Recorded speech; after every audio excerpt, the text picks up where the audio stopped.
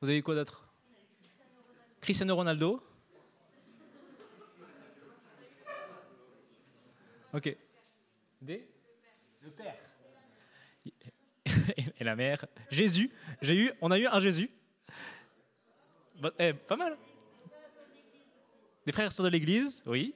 Des gens dans l'église, oui. Super, super. Alors, c'est une discussion très intéressante dans notre groupe. J'espère que ça l'a été aussi pour vous. Alors, moi, quand on regarde des films, par exemple, j'essaie de vouloir ressembler au héros. J'essaie de m'identifier à lui. Je veux chercher à lui ressembler. Je veux me la raconter, me dire ouais, je suis comme lui. Ce qu'il fait, je peux le faire. Et toi, tu es le Power Rangers noir. Toi, tu es Spider-Man. Toi, tu es Superman, etc. Et non, ça c'est moi. Lui, c'est moi. C'est moi qui l'ai choisi, ok. Et quand je regarde des films avec mes sœurs, c'est pas pareil. Par exemple, on regarde avec mes sœurs Prince of Persia. Bien entendu, moi, je m'identifie au héros. Bien entendu, n'est-ce pas? À Dastan. Il est musclé, il saute partout, il grimpe sur les murs. Ou à la rigueur à son frère qui est capitaine dans l'armée. Mais mes sœurs, non. Mes sœurs, elles m'ont comparé au petit garçon de 7 ans, tout maigre, qui apparaît pendant 10 secondes au milieu du film. Ah, regardez, c'est Johnson, c'est toi. Je suis dégoûté, je suis déçu. Voilà. Mais à quoi est-ce que je ressemble? Est-ce que pour toujours, je ressemblerai à ce petit garçon qui apparaît au milieu du film? Ou peut-être un jour, est-ce que je serai à l'image du héros de l'histoire? Aujourd'hui, nous allons découvrir ensemble de qui nous sommes l'image et ce que ça veut vraiment dire. Nous verrons comment Dieu nous a créés, pourquoi, et ce que cela implique dans notre vie aujourd'hui et ce que cela implique pour notre vie éternelle. L'acte du Créateur. Comment Dieu nous a créés? Relisons ensemble le verset 26 et 27. Puis Dieu dit: faisons l'homme à notre image, à notre ressemblance, qu'il domine sur les poissons de la mer, sur les oiseaux du ciel, sur le bétail, sur toute la terre et sur tous les reptiles qui rampent sur la terre. Dieu créa l'homme à son image, il le créa à l'image de Dieu. Il créa l'homme et la femme. On peut remarquer le faisons du Elohim, le Dieu du ciel, dont Jonathan a parlé à l'épisode 1. Le singulier pluriel, la Trinité divine, le Père, le Fils, le Saint-Esprit qui collaborent ensemble pour créer l'homme à leur image. Le peuple d'Israël, la première fois qu'ils entendent ce texte, est entouré de plusieurs peuples adorant d'autres dieux. Leur environnement est rempli d'idoles et d'images de faux dieux. Je ne peux m'empêcher d'imaginer leur réaction quand ils entendent pour la première fois que l'homme, eux-mêmes, est à l'image de leur Créateur. Dieu créa l'homme à son image. Il le créa à l'image de Dieu. Dieu répète cette formulation qu'il a créé l'homme à son image pour souligner l'importance de cet acte. Dieu avait créé l'univers, le ciel et la terre et l'a rempli d'animaux. Mais il ne s'est pas arrêté là. Il a choisi de créer une dernière chose. Nous, l'homme, l'espèce humaine contenue en une seule personne, Adam, duquel sera tirée Ève, le premier homme et la première femme, desquels sortira toute l'humanité. Et voici l'achèvement de la création. Ce n'est qu'après avoir créé l'homme que Dieu jugea ce qu'il a accompli de très bon. Ce n'est que quand Dieu a créé quelque chose à son image que la création fut achevée et que Dieu put enfin se reposer. Et c'est quelque chose que j'aimerais souligner ici pour chacun d'entre nous. Quand Dieu a voulu créer quelque chose à son image, il n'a pas créé une musique, un animal ou un astre. Aussi majestueux et magnifique que peut-être la montagne du Vercors enneigée ou l'aigle qui survole l'arc-en-ciel un jour de printemps, ce n'est pas cela que Dieu a créé quand il a voulu créer quelque chose à son image. Quand il a voulu créer quelque chose à sa ressemblance, il a choisi de créer l'homme. Il a choisi de nous créer. Il n'y a qu'en nous que Dieu a insufflé le souffle de vie, comme on peut lire dans Genèse 2, verset 7. Nous avons donc un statut particulier dans la création. Nous sommes à l'image de Dieu. J'ai une question pour toi. Est-ce que tu t'es déjà dévalorisé? Yael, tu es où? Juste avant, il avait, pour mimer les mots, là, fait « Je suis nul ». Est-ce que tu t'es déjà dit ça? Oui. Je suis nul. Tu es nul, tu ne vaux rien. Tu es moche. Personne ne t'aime. Tu ne ressembles à rien. Ou encore pire, est-ce que tu as déjà dit ça à quelqu'un? Tu es nul. Personne ne t'aime. Je te déteste. Tu ne ressembles à rien. Est-ce que vous avez déjà méprisé ou dévalorisé quelqu'un? C'est pas ce que la Bible dit.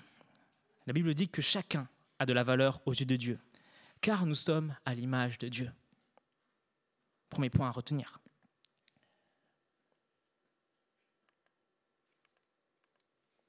Il y a un verset dans Genèse 9, verset 6, donc, qui dit « Si quelqu'un verse le sang de l'homme, son sang sera versé par l'homme, car Dieu a fait l'homme à son image. » Ça veut dire que Dieu met un point d'honneur à dire que la vie de l'homme a de la valeur à ses yeux.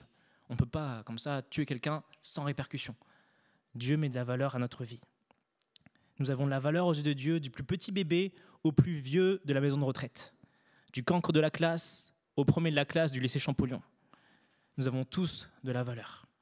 Mais qu'est-ce que ça veut dire exactement d'être à l'image de Dieu et pourquoi nous a-t-il voulu ainsi? On va discuter ensemble de ce que ça veut vraiment dire d'être à l'image de Dieu. Est-ce que parmi vous, il y a des fans de jeux vidéo? Yes. Des fans de Eric Fantasy, des jeux un peu épiques avec des chevaliers, etc. Personnellement, j'aime beaucoup ce genre de jeu, particulièrement la partie où il faut créer son personnage. Quel genre de coiffure, d'accessoires, d'armes, de couleurs, la ville d'origine. Il faut surtout que le personnage me ressemble. Je ne vais pas faire une fille blonde, quoi. C'est pas drôle. Je veux qu'il soit un peu marron. Voilà, bref. Comme ça, je vais pouvoir m'identifier au personnage et être enfin, pas le petit garçon tout maigre qui apparaît 10 secondes pendant le film, mais le héros d'une histoire épique et incroyable. J'aime bien explorer ce genre d'univers. Je ne sais pas si toi aussi, Joséphine, tu aimes bien explorer ce genre d'univers. Je me suis même imaginé une suite du Seigneur des Anneaux, avec plusieurs personnages dont plusieurs membres du groupe de jeunes d'avant faisaient partie. Si vous êtes intéressé, je vous raconterai. Je dis ça pourquoi?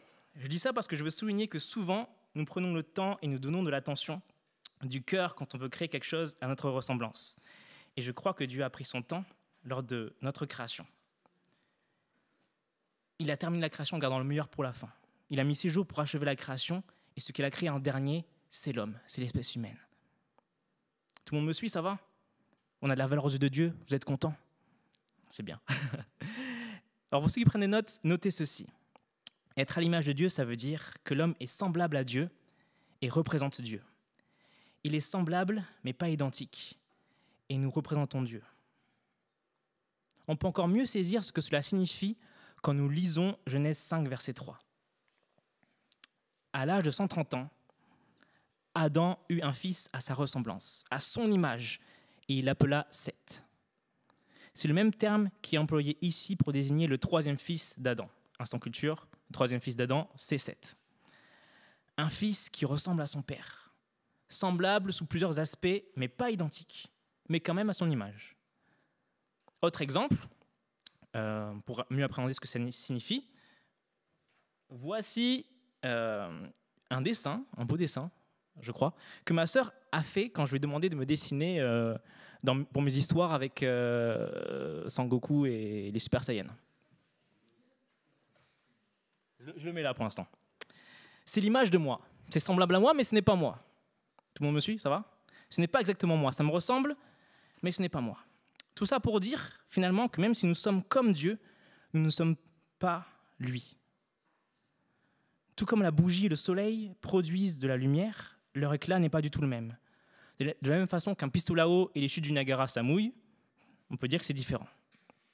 Il y a quand même une différence de qualité entre Dieu et nous, ok? Mais nous sommes à son image.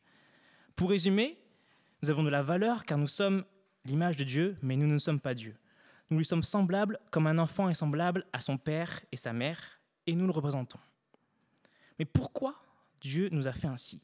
Quel est le but de notre existence? Le but de notre création, qu'est-ce que c'est? Alors il faut que tu saches une chose, c'est que tout ce que Dieu fait, c'est pour se glorifier. Ok? Tout ce que Dieu fait, c'est pour se glorifier. Il ne nous a pas créés pour qu'on vive une vie indépendante de lui, mais pour que nos vies le glorifient.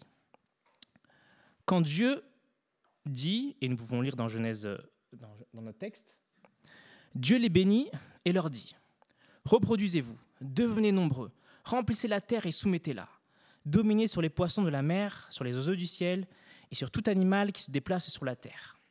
Reproduisez-vous, devenez nombreux, remplissez la terre. » Qu'est-ce que ça veut dire?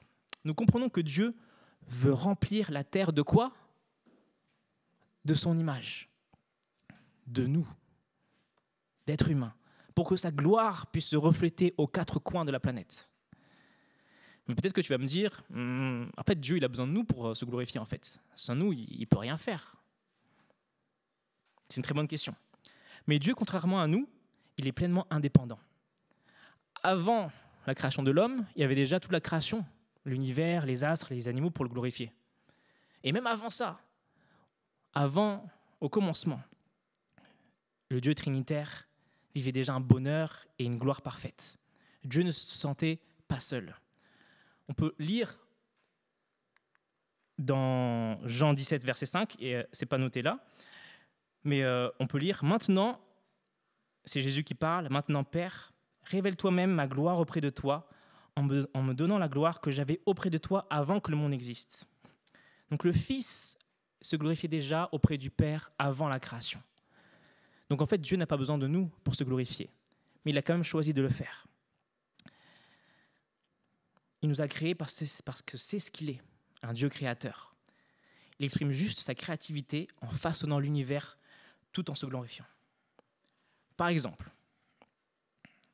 si on laisse Jeanne dans cette salle toute seule pendant 15 minutes, qu'est-ce qu'elle va faire à votre avis? De la musique. Pourquoi? Parce que c'est ce qu'elle est. Elle va aller là, elle va faire de la musique. N'est-ce pas, Jeanne? Il y a 99% de chances qu'elle le fasse. Oui, mais tu n'es pas la musique, mais c'est ce que tu vas faire. Tout comme Dieu est créateur, il a créé parce que c'est ce qu'il est. C'est ce que vers quoi elle tend naturellement. Un autre exemple plutôt personnel, pour exprimer qu'en fait, Dieu n'a pas besoin de nous. Mes parents avaient 2 filles, mes 2 sœurs. Je suis le dernier. Et ils m'ont raconté qu'à la base, ils n'avaient pas forcément ils n'avaient pas forcément prévu de faire un 3e enfant. Donc, ils n'avaient pas forcément, toujours pas besoin d'un autre enfant. Ils n'étaient pas seuls, ils étaient sûrement déjà bien occupés, n'est-ce pas, 2 enfants. Mais mes parents, surtout mon papa, a voulu avoir un fils pour que je porte son nom. Et ça me fait penser à ce que Dieu dit en parlant de son peuple dans Ésaïe 43, verset 7. Tous ceux qui ramènent mes fils des pays lointains et mes filles de l'extrémité de la terre, tous ceux qui portent mon nom, que je crée pour ma gloire, que j'ai façonné, que j'ai fait. Pour ma gloire. Dieu dit qu'il nous a créés pour sa gloire. Il nous a façonnés, il nous a fait. Pour sa gloire. Oui, c'est ce qui fait notre valeur. C'est le sens de notre existence. Le but de notre vie, la raison de notre ressemblance à Dieu, le glorifier. Il y a cette magnifique citation de John Piper qui dit « Dieu est pleinement glorifié en moi quand je suis pleinement satisfait en lui. » Quand nous cherchons à faire de lui notre joie, notre bonheur, c'est ainsi que Dieu se glorifie et qu'il trouve sa joie en nous. Est-ce que vous vous rendez compte de ça? Dieu peut trouver sa joie en nous. On peut lire dans plusieurs passages de la Bible, dans Ésaïe 62, « Tout comme la fiancée fait la joie de son fiancé, tu feras la joie de ton Dieu. » Ou encore dans Sophonie 3, « L'Éternel, ton Dieu, est au milieu de toi un héros qui sauve. Il fera de toi sa plus grande joie. Il gardera le silence dans son amour, puis il se réjouira à grands cris à ton sujet. » Ou encore, un cantique que j'ai chanté beaucoup quand j'étais petit, dans mon église quand j'étais petit, qui s'intitule « Merci pour la croix ». Et ça m'a interpellé parce que je n'étais pas sûr de ce que ces paroles disaient. Mais quand j'ai découvert que c'était vraiment vrai, j'étais vraiment abasourdi de savoir que nous faisons la joie de Dieu. Le chant dit « À toi, mon amour, tout mon cœur, Seigneur. Je ne comprendrai jamais pourquoi tu m'aimes. Tu es mon bonheur, ma suprême joie. Et voici le plus grand miracle à mes yeux, c'est que je fais ta joie. » Oui, Dieu se glorifie dans ce que nous sommes, son image. Et il trouve sa joie en nous quand nous le recherchons dans tout ce que nous faisons, quand nous mangeons, quand nous buvons, quand on domine sur les poissons et les oiseaux du ciel. Bref, en toutes circonstances, nous pouvons chercher à glorifier Dieu. Je relis. Dieu les bénit et leur dit « Reproduisez-vous, devenez nombreux, remplissez la terre et soumettez-la. Dominez sur les poissons de la mer, sur les oiseaux du ciel et sur tout animal qui se déplace sur la terre. » Le verset 28 est ce qu'on appelle le mandat culturel, mais je ne vais pas trop m'attarder dessus parce qu'on l'abordera sûrement un peu plus la semaine prochaine. Mais ce qu'on peut dire, c'est que Dieu veut que nous fassions comme lui. Il veut que ce que nous faisons démontre notre rôle d'image de Dieu. Car tout comme Dieu a créé et organisé la création, il nous appelle à faire comme lui, à exercer une certaine autorité, de soumettre et dominer sur ce qu'il a créé, pour accomplir une bonne gestion de ce qui nous entoure et remplir la terre de son image et de sa gloire. Est-ce qu'on y arrive aujourd'hui ? Je vous laisse répondre à cette question. Alors, on vient de mettre en évidence un point, un aspect qui fait qu'on a la ressemblance de Dieu. On pourrait faire une liste de tout ce qui fait que nous sommes à son image. Mais avant de faire cette liste, il faut savoir que l'étude la plus poussée ne pourrait suffire à expliquer tout ce qui fait notre ressemblance à Dieu, dans ce que nous sommes et dans ce que nous faisons. En fait, ce n'est que quand nous plongeons de plus en plus profond dans notre connaissance de Dieu et dans notre connaissance de l'être humain que nous pouvons connaître tout ce qui nous rend semblables à notre Créateur. Et comment pouvons-nous apprendre à connaître Dieu et l'homme, à votre avis ?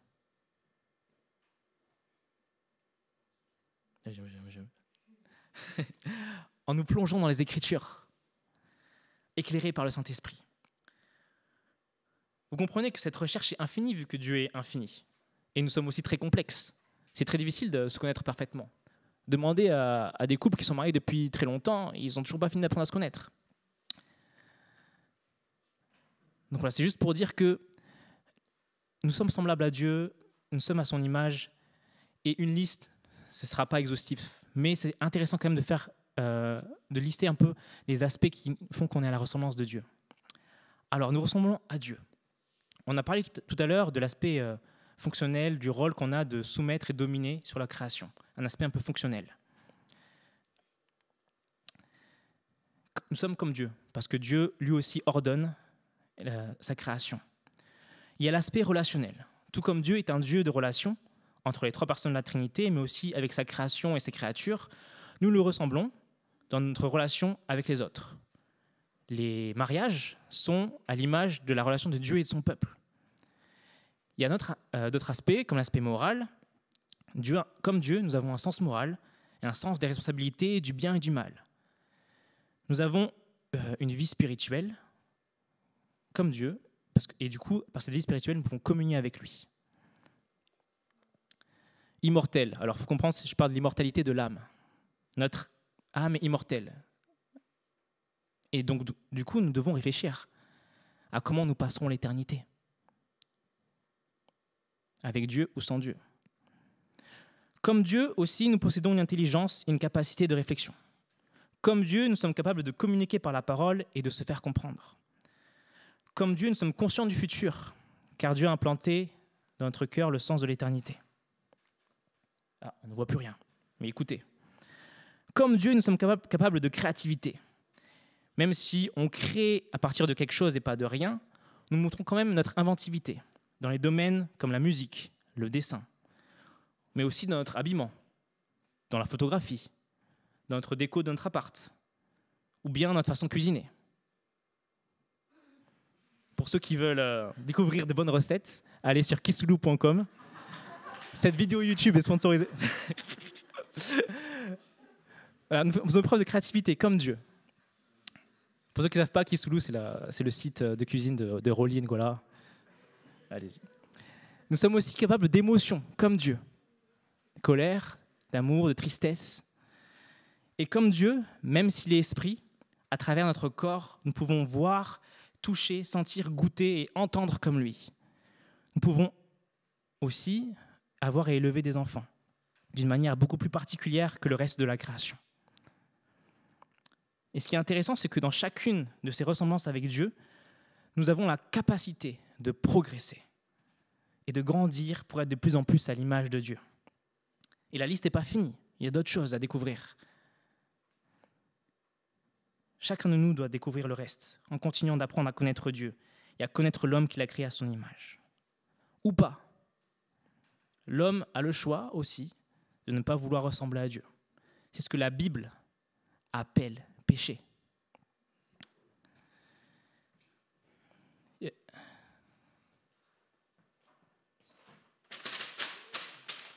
Mais c'était le dessin de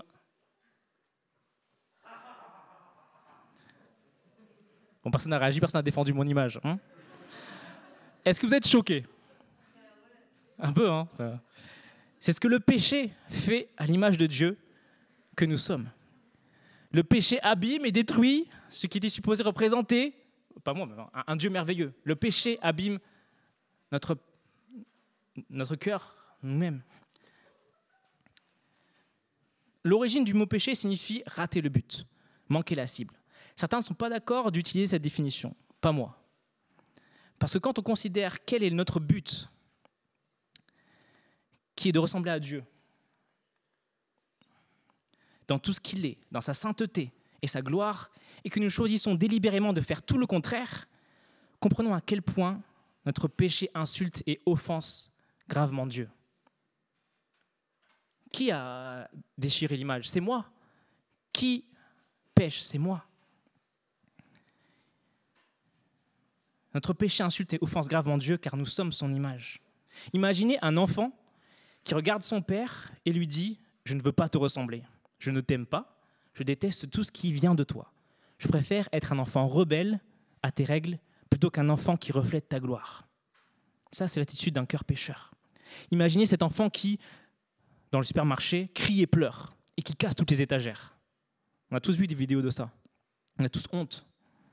Et c'est nous, mais c'est nous quand nous péchons. C'est moi quand je pêche. On désobéit à Dieu. Et on l'offense, on fait honte à Dieu. Dans le verset 31 de Genèse 1, on lit « Dieu regarda tout ce qu'il avait fait. Il constata que c'était très bon. » Mais le péché a tout gâché. Notre péché a tout gâché. Dieu regarde tout ce que nous faisons et il constate que ce n'est pas très bon. Mais même pécheurs, nous sommes toujours l'image de Dieu. Même abîmés, cela reste un dessein de moi. Alors comment faire pour que l'image de Dieu puisse être restaurée dans ma vie? Quelqu'un a une réponse? Jésus, un seul mot, un seul nom, Jésus. Romains 5, versets 6 à 8. En effet, alors que nous étions encore sans force, Christ est mort pour des pécheurs au moment fixé. À peine mourrait-on pour un juste. Peut-être accepterait-on de mourir pour quelqu'un de bien. Mais voici comment Dieu prouve son amour envers nous. Alors que nous étions encore des pécheurs, Christ est mort pour nous. Jésus est venu. Lui, l'image parfaite de Dieu qu'on ne voit pas. Lui qui est Dieu incarné est venu payer le prix de la réconciliation avec le Père. La réconciliation entre le Père et nous, par sa vie sur la croix. L'œuvre de Jésus à la croix nous permet d'être pardonnés de notre péché et de pouvoir grandir à nouveau à la ressemblance de Dieu. Nous n'avons pas le moyen par nous-mêmes de restaurer notre image. Je ne peux rien faire. Cette image est détruite. Le dessin de ma sœur, je ne peux plus la réparer.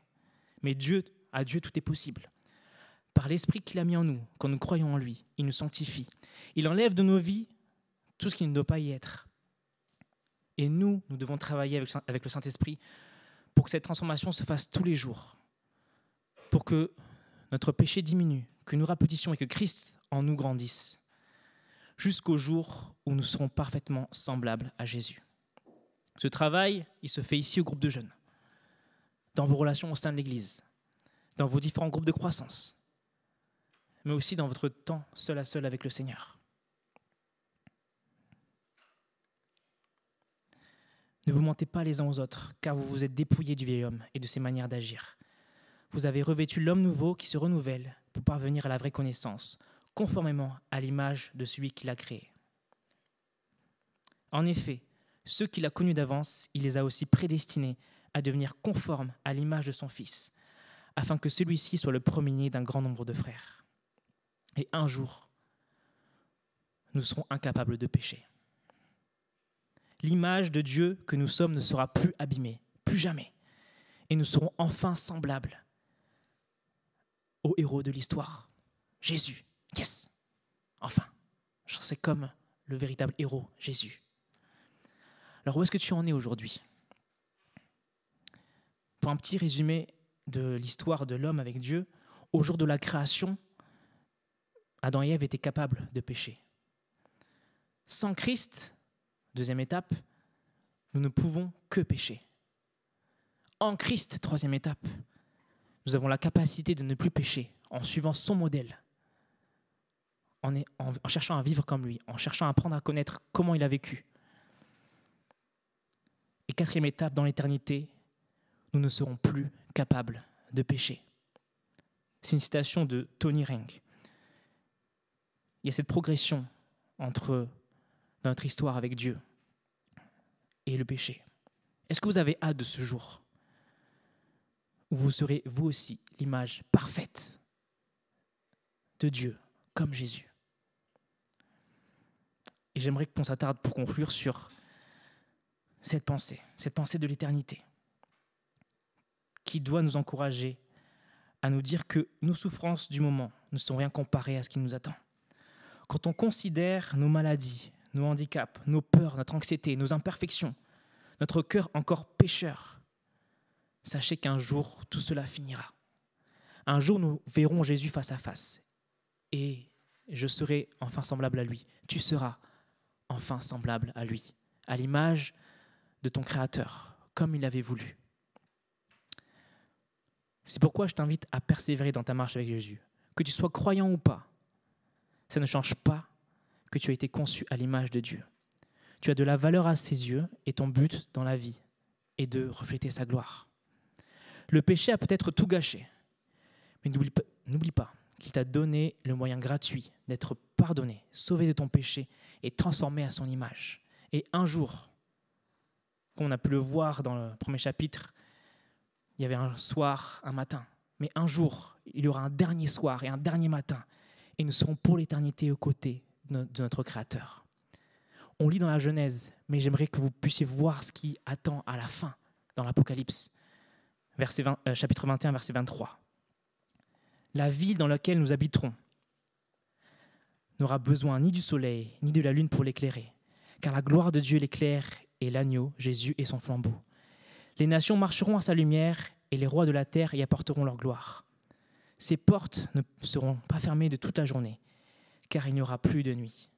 Et ce jour-là, nous serons comme Jésus, parfaitement à son image. Prions. Seigneur Dieu, merci pour ta parole. Merci parce que c'est toi, notre Père, qui nous a créés pour qu'on soit à ton image. Pardon, Seigneur, parce que nous avons péché. Seigneur, je te prie que tu puisses transformer mon cœur, changer nos cœurs, pour que nous puissions désirer te ressembler, que nous ne puissions plus jamais agir comme des enfants rebelles, mais comme des enfants obéissants à ta parole, à tes commandements, et que nous puissions t'aimer de tout notre cœur, de toute notre force, de toute notre âme, et que ainsi nous puissions te glorifier et que tu puisses, toi, trouver ta joie en nous. Amen.